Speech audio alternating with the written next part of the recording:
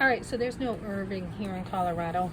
This was from a friend. He gave me a couple of Irving cards before I left. The church actually um, put together like a, farewell little thing, and a couple people gave us stuff to make sure that we were good to go. Last minute, Colorado, pretty much a last minute decision. Um, my husband knew about it. I actually gave him this card to be like, look, you might need extra gas this week, and he took it. And then I'm like, wait a minute. I'm like, I'm the one traveling. I only have $1,000 on me. I'm gonna take it. And he kidded with me, and he said, Indian giver.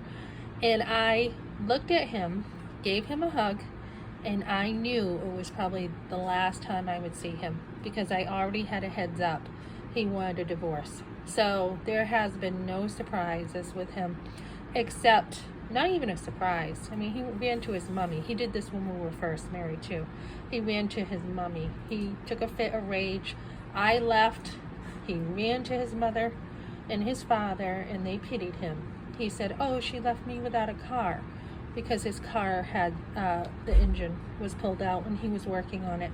His work was right down the road, closer than probably like a mile and a half away, so he could have walked. And he had a bicycle. He could have easily biked there, but instead he had a pity party.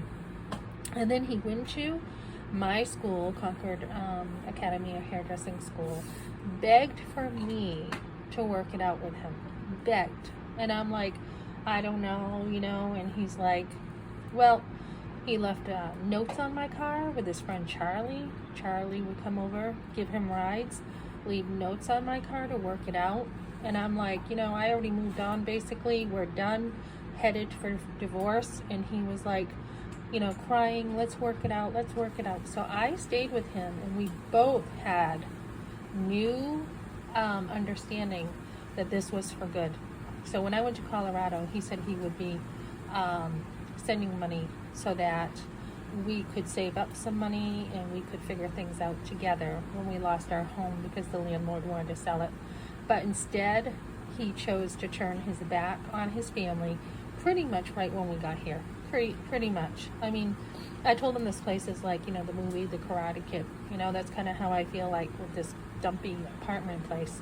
And we laughed about that, but he was up and down.